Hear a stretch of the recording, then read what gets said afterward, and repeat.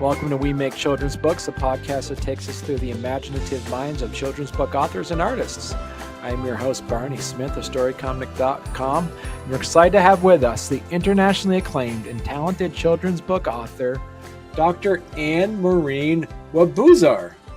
Hey, hello. Pleased to be here. It's a pleasure. Thank you for having me. You're welcome. So this is exciting stuff. Like you actually you recently just published a children's book called Emmanuel and the Polka Dot Best Friends Conquer Kindergarten. Yes. So, and I co-authored that book with my son. Okay, with your son. And you have, as we're talking before we went on the air, you have 4 boys. Yes, I do. Wow, okay. Yeah, I have one, and we're surprised of how much energy just one boy has. But I mean, so congratulations on 4 sons. So that's pretty exciting stuff for you. It is to say the least. There's never a dull moment, that I will tell you. Boys, they get into everything. They have lots of energy, lots of ideas that they want to get into right off the bat if they can. And it's just interesting seeing them starting their own personalities come out and trying to channel that energy constructively. So, Maureen, so you got a PhD in conflict resolution analysis? Yes. Okay. Yes. So with that said, so those that are interested, so check out her other website as well. It's actually called peace-centeredservices.com, and there that you can learn a lot more about Dr. Maureen on there.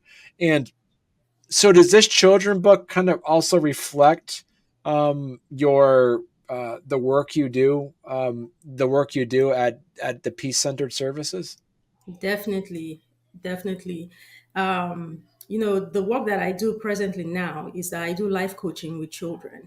And Okay. my whole thing, bringing in the conflict resolution aspect, is when I was done with my graduate studies, I actually was in public school before I went into grad school.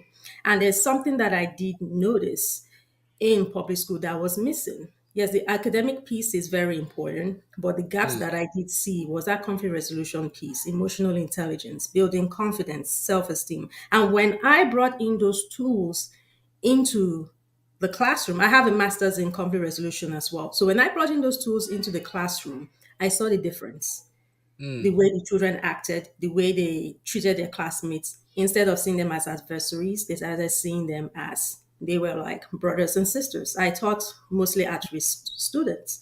And so for a child, when they see a child come into the classroom and notice their demeanor, their countenance, and for a child 6, 7, 8 years of age to ask the classmate is huge. Did something go on at home? What happened?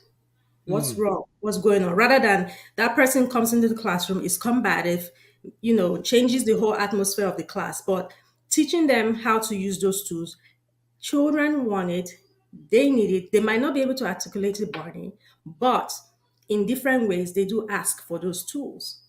And so a lot of all this stuff informed what I'm doing today, informed how I raise my children, because I was looking for different answers, different ways to raise my boys too, as well. And this book actually has been over 5 years in the making, Barney. Wow. And the reason being, my second son, Emmanuel, he's 9, he'll be 10 later on this year.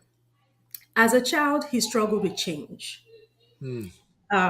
Change in anything of any sort, going to a different school, going to a different playground. He always liked everything the same.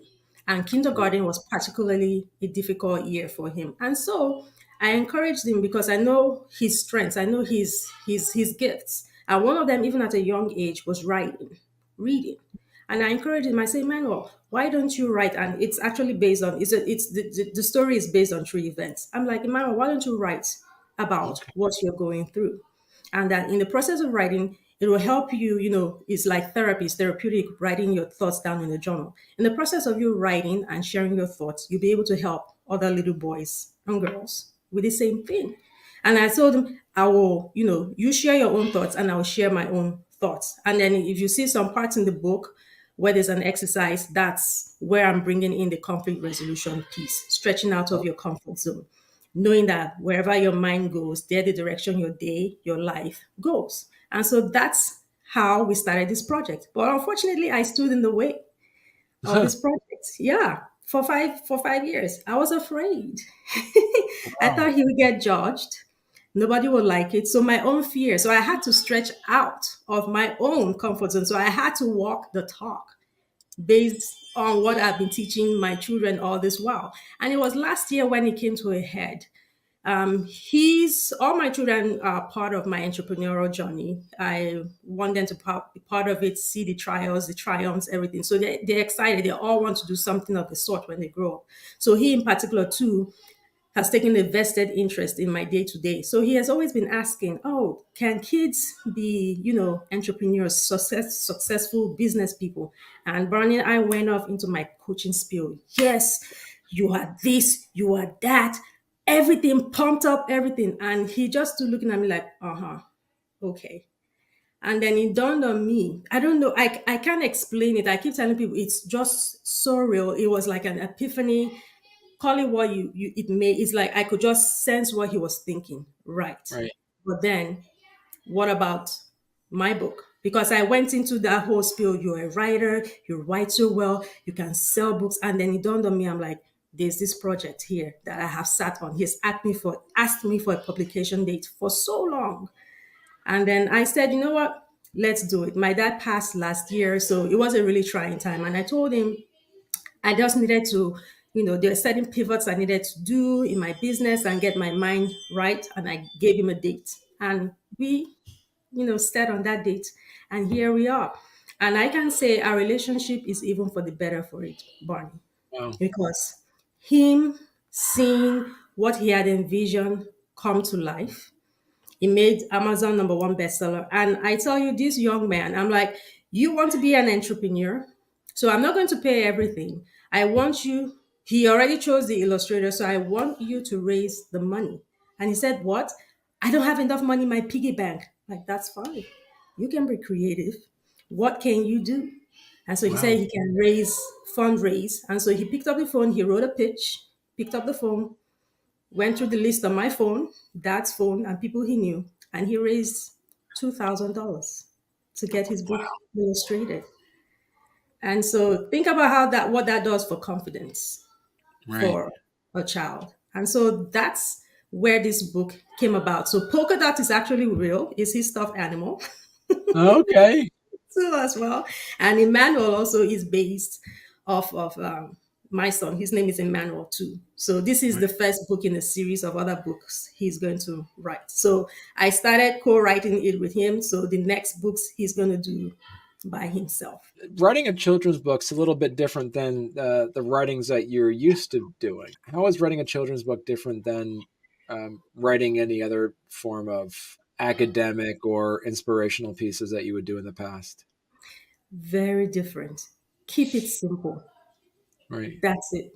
That's the only advice. I overthought it. And that's why it was great that he was on this project because he also edited the work. I mean, I also had professional editors go through the final edits, but he edited it. No, mom, Mm, it's, we don't talk like that. It's too wordy. It's just too much stuff. Keep it simple. And that's what right. and he was right. Keep it simple. The kids want to get to the information quickly. They don't want to try. They don't want all these innuendos or try. It's. I mean, as the age groups grow older, you have mystery, stories and all whatnot. That's fine. But for this age group, which we're targeting, 2 to 5, Right. and that's what he said, Mom, you're being too serious. It's not that serious. Keep it simple. So for anyone going into the children's space, not overthinking it. Right. Simple sentences, getting straight to the point. That's the children's attention span at this point in time. Is not, again, not always wanting to feel like children can handle stuff, but just the reality of the age group that you're dealing with. They want the gist of the story. You don't want to lose them or get let them get bored with the story. You want them to just get what you're saying. So that's my advice because, like you rightfully said, I've done academic work, I've written other books. So this was like I said, I really stretched myself. And then you had to have illustrations. That's a whole different ball game. So yes, that would be my advice. Just keep it simple. Your son Emmanuel found the illustrator, or did you? Or where did you find the illustrator? I found the illustrator. He was is a classmate of mine that I went to high school with.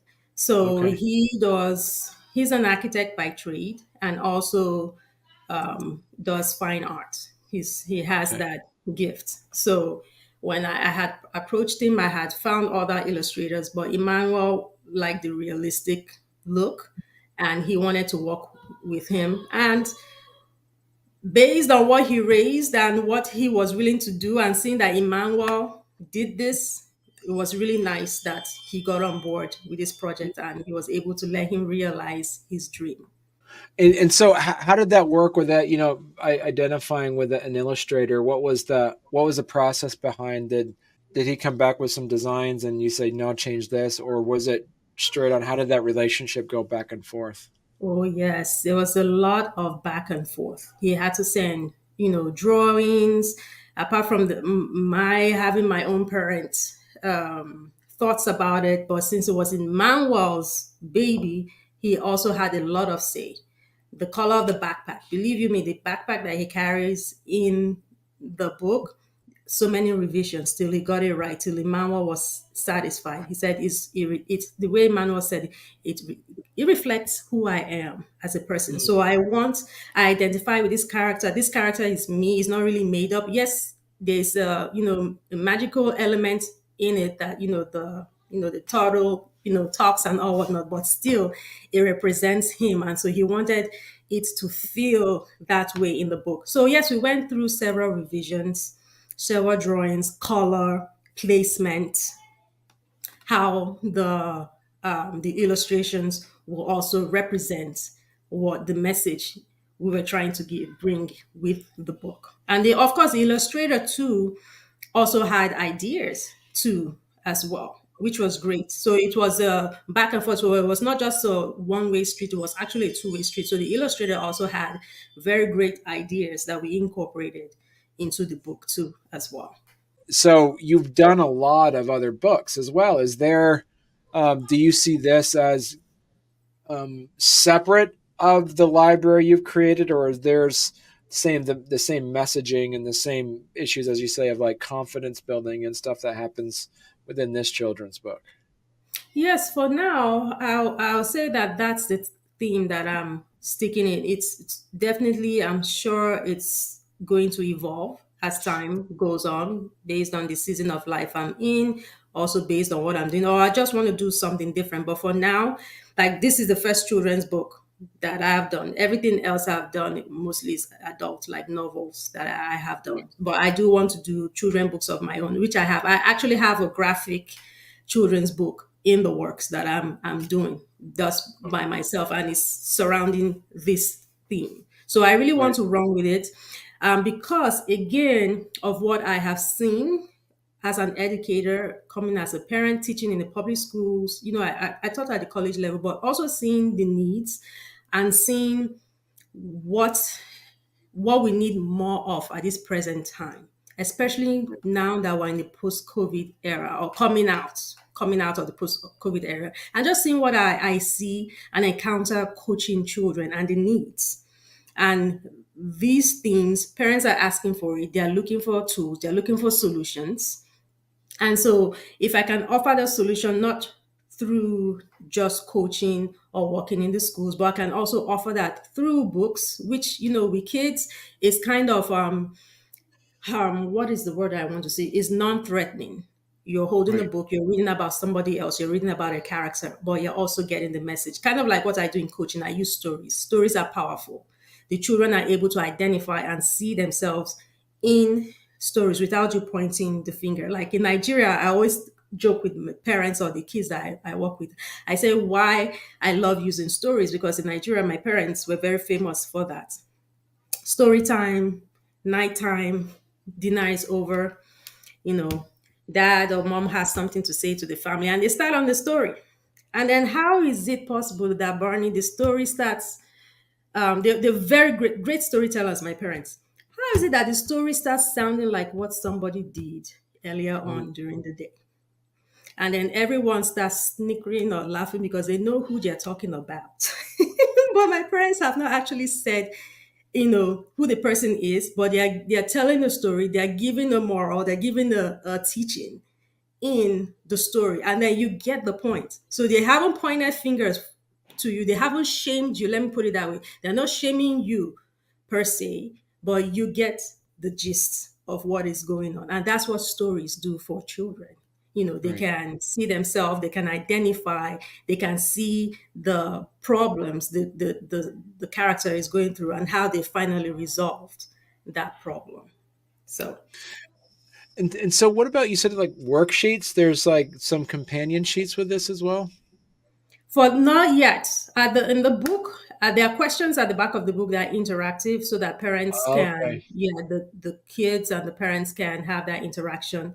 So he wants a companion book, activity book, a coloring book. So that's what he wants to work on, and that's what he wants consequently with all his other books that he does work on. Are you looking at also as like, as you do more books with Emmanuel, are you is he interested in sticking it to like the 2 to 6 year old, or is the audience going to grow as he gets older as well? I think it's going to grow as he gets older. So I think Right. at least for this polka dot series, he will do it in this age group. But I do sense that as he grows, that his stories will evolve, the writing will evolve as well. And that's why I mentioned for this age group, the advice that he gave when we're writing it and we're going through it was, just let's keep it simple.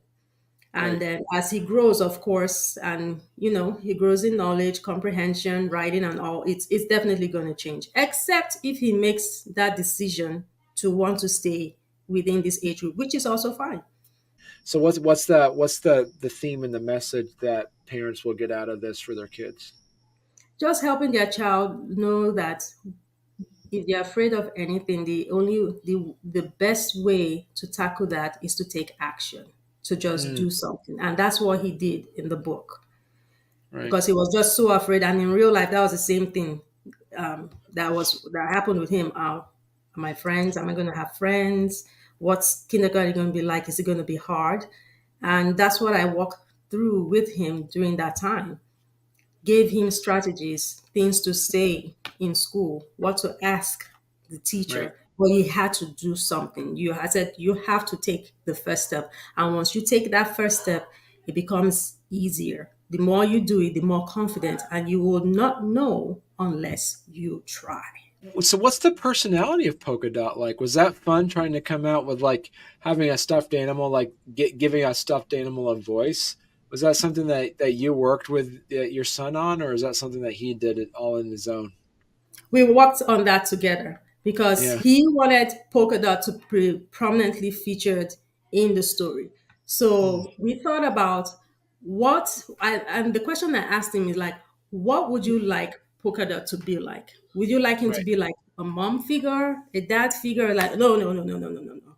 More like a friend, a pal, Okay. somebody that is always, you have friends. Because from a young age, I've always told them that whoever they surround themselves with is very important.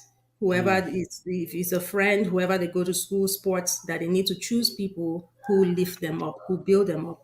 And that's kind of like what he alluded. He said, if Polka Dot was a real person, and he said, I took a lot of comfort with Polka Dot, he took him to school because he made him feel comfortable, he made him feel, brave. And so if right. Polka Dot was a person, he said the person would be like a best pal, a best friend. Okay. Yes, Right. that's what he said.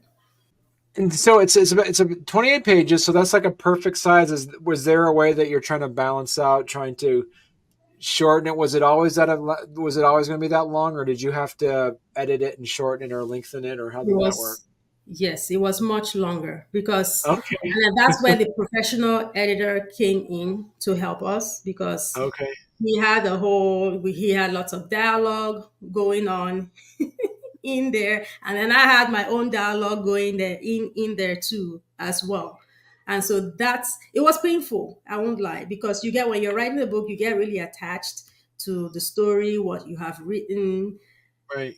And so that was really like pulling teeth for Right. us. But in reality, when the editor told us, if you look at other children's book, which we had, that was part of something that we had to go through, look through other children's books and see the length, the average length. Right. It's now 40 pages. Wow. Yeah. Is way less than that. So the professional editor was really helpful in helping us cut it down to the bare minimum to hone in on our message, what we wanted to talk about, and also most importantly, what Emmanuel wanted to convey, the friendship aspect for one, and then the aspect of taking action, just doing it, and how he was able to overcome that fear of change. Because once he was able to do that, it became easier for him every grade. So it didn't go away completely in kindergarten, but he had went through it. Kindergarten was huge, was just a huge, I don't know, it was a huge block for him. But once he was able to take those steps consequently, first grade, second grade, and then after that, when school is coming, oh, it's first day of school, big deal. Really, that's how he is now. But I witnessed that it was a process and he had to take action. He had to do it one step at a time. And so I think for him now, it's just huge to just see this. And I told him that you took a step too in writing this book and sharing. I said, you're sharing that you were actually scared because Emmanuel, if you meet Emmanuel, he takes a lot of pride in himself or not wanting to show that he's scared about things. You wouldn't know now, but back then I said, so it's huge that you're doing this and you're sharing this with other people because this is something that you really struggled with. Right. So it Now, almost seems like I'm talking about an older person. I always have to remember that he was like 3, 4, and he's just 9. But when I don't know, it's just funny to me when I keep saying that, when you were little, but I'm like, he's not even a teenager yet.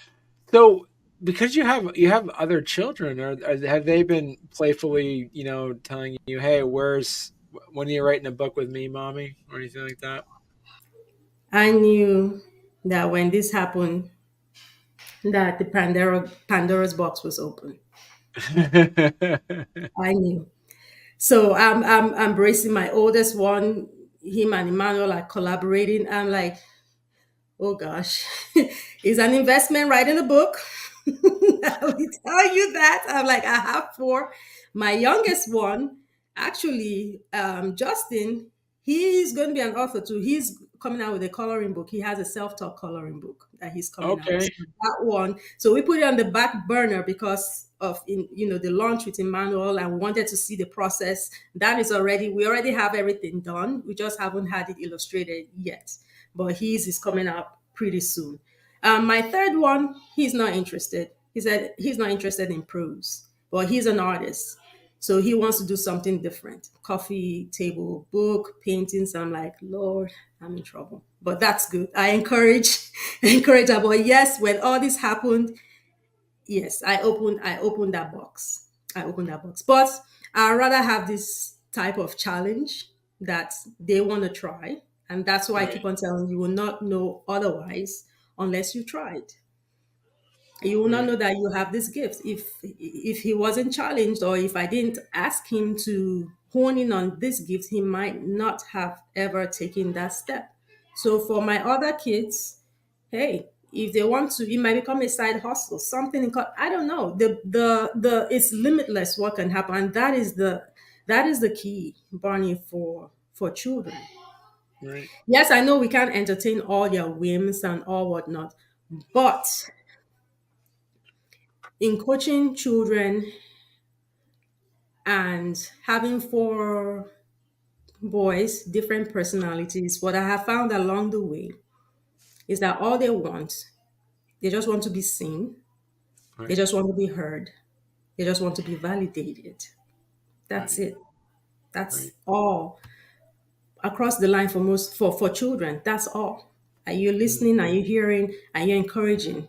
Let's see where this will take us. Well, let's see where this will take you.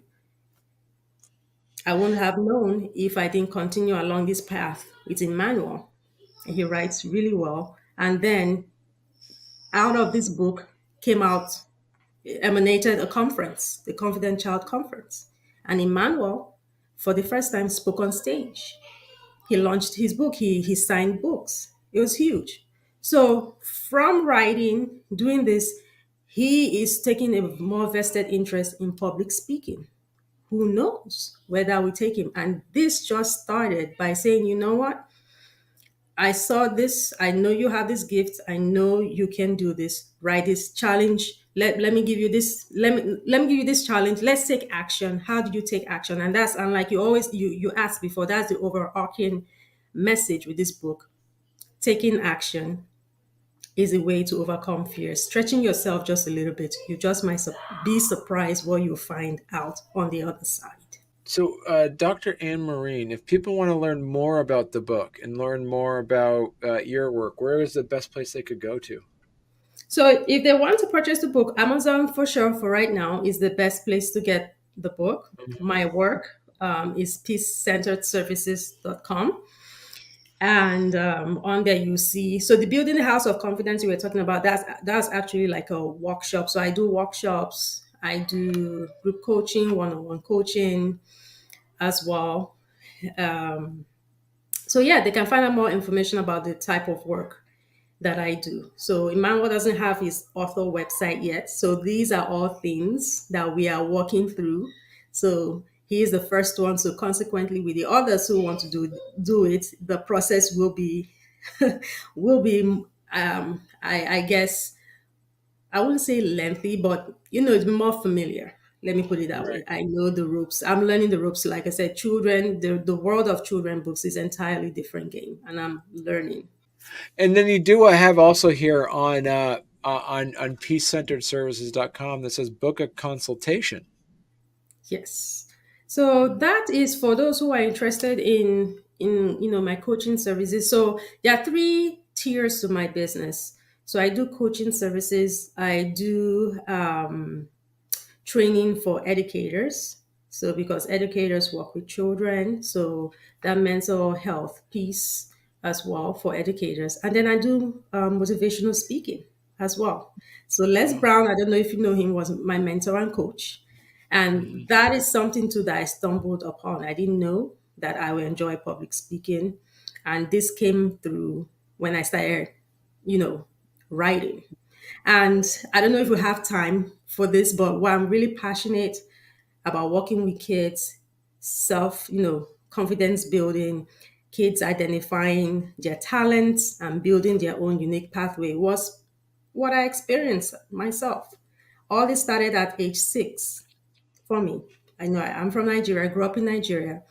So at that particular point in time, what I saw, in society is change, is moved. But what I saw that back then in Nigeria, um, those who were, accorded a lot more respect at that point in time were those who were in, professional fields, in the medical field, law, engineering, and all whatnot. For me, at the heart of who I was, an artist, creative, liked working with people. That's all I always wanted to do. But what I saw then was that if you had economic power, if you were in one of these fields, that you'll be respected. And so I thought, medicine, no, I don't like blood, not going to do it. Law, don't like to talk to people. I like to be behind the scenes, which is ironic that now I do a lot of talking for a living. And I thought engineering is kind of cool. There are not lots of ladies doing engineering. And then my grandfather was an engineer. My dad's father was an engineer. They let me tinker with your stuff all the time. And I loved it. But what happened then afterwards, because like I said, in my family, it was like, oh, at that point in time, age 6, I made that decision. I said, I'm going to be an engineer. I'll be an electrical engineer to be specific, to be specific. That's what I wanted to do. And I ran with that story for years. The family should be the first engineer in the family. But the thing that happened is I struggled in school. I Mm. made good grades. Don't get me wrong, I made good grades, but it came at a cost. I worked hard to get those grades. And I put on a mask, I put on a facade. At the core of who I was or who I am was not that person. So I like being called, being part of the smart girls, few girls who were in the technical field. But at that point in time, like I said, my classmate reminded me the other day, said, now I understand why you were always asking so many questions. I said, wow, I didn't realize that. It serves me well now today because I don't care. I will ask a question. I don't care. I rather know. If I didn't ask, I wouldn't know. But I was asking because I didn't understand. I didn't get it immediately, and it chipped at my confidence. Why were my siblings so quick to get all this? And it took me such a long time. So I kept on with it, came to the United States, started college, age 16, and something interesting happened. I don't know what it was. Maybe it was a teaching style, but I started understanding those subjects matter that I found really difficult. I started having professors asking me to tutor other students. That never happened to me, Barney. I was always on the receiving end. I was always being tutored. I was always being the one sent to. But here, on the other hand, they were asking me to do that. And so I won awards again, stuff I didn't do. And I got invited to meet the dean of engineering then. And it was a big deal. I told my parents, in Nigeria, if you're going to see the dean, my goodness, that is huge. So I told Mm. everybody, we're going to go see the dean. Got in there, and he pretty much told me that I didn't belong in engineering. He said, I'm like, what? I'm What? like, I'm like, this is not how the conversation is supposed to go. What? He said, no, I don't think you belong here. You should consider food nutrition, food science. Now, there's nothing wrong with food nutrition or food science, but I don't have interest in food nutrition or food science. And he said, because I made a B plus in trigonometry. I'm like, if he knew my backstory, that a B plus was like an A plus plus plus plus for me in math, that'll be huge. So it was stuff like that. Like I said, it's chipped at my confidence, and I wore that for so many years. I eventually didn't finish up with engineering. I failed out of engineering, actually, and that was devastating. That was so. By the time before I finally found my identity, found my way, it took a lot going back, and which was great that I went through that process. But I didn't know who I was. I didn't know what my gifts were, or most importantly, I didn't even think that my gifts were gifts, which was a problem in of itself. And so consequently found myself in the conflict resolution field, which was great because like I said, the capacity for working with people, issues, my coming from where I came from in Nigeria, the stuff that was going on there, all of that agreed with who I was as a person. So I also saw it as I was not solving problems in the engineering sense, but I was solving problems like in the human sense. And along Mm. came when I made a segue working with children. Like I said, coming from what I experienced as a child, what I struggled with, building up my confidence, building up my self esteem, and seeing the needs that I saw in public school, and then also working with my children really, really informs what I do. There's something to say about planning, but also making sure that people might see the strengths in you that you might not have noticed before as well. Mhm. Dr. Anne Marine, you're going to have to come back on when you have your sequel book coming out. We'd love to chat more about, just seeing the further adventures of Emmanuel and Polka Dot. I will. And like I said, if I don't do the second one with him, you probably will just be talking to him. He would All love right. that. Well, thank you so much. It was a pleasure talking with you.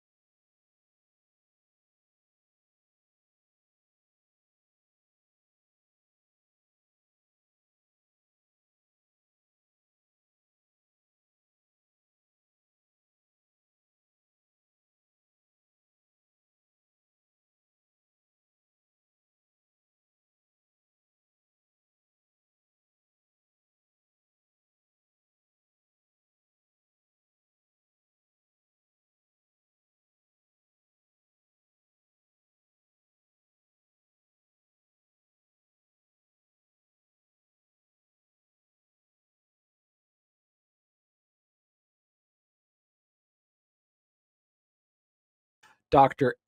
Maureen Nwabuzor.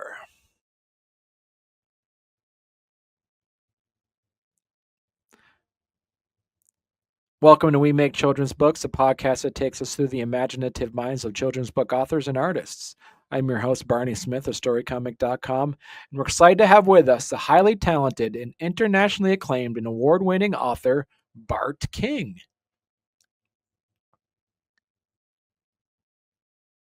Welcome to We Make Children's Books, the podcast that takes us through the imaginative minds of children's book authors and artists. I'm your host, Barney Smith of Storycomic.com, and we're excited to have with us the internationally acclaimed and talented creator of Cicada Apocalypse, Roger McMullen. Welcome to We Make Children's Books, a podcast that takes us through...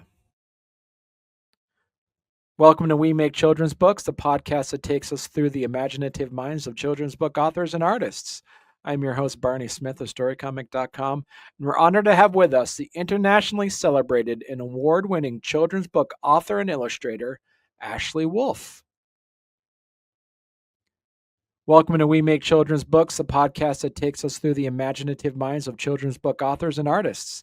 I'm your host, Barney Smith of Storycomic.com, and we're honored to have with us the internationally celebrated and legendary award-winning Vermont author, Catherine Patterson. Welcome to We Make Children's Books, the podcast that takes us through the imaginative minds of children's book authors and artists. I'm your host, Barney Smith of Storycomic.com, and we're honored to have with us the internationally celebrated and award-winning children's book author and illustrator, Cindy Marco. Welcome to We Make Children's Books, the podcast that takes us through the imaginative minds of children's book authors and artists. I'm your host, Barney Smith of Storycomic.com, and we're honored to have with us the internationally celebrated and award-winning children's book author and illustrator, Ashley Spires. Welcome to We Make Children's Books, the podcast that takes us through the imaginative minds of children's book authors and artists. I'm your host, Barney Smith of Storycomic.com, and we're excited to have back with us the internationally celebrated and highly talented Amanda Call, an award-winning editor-in-chief of Skirmisher Publishing, Michael Varhola. That's it. That'll do it. And that was 10 minutes. Okay.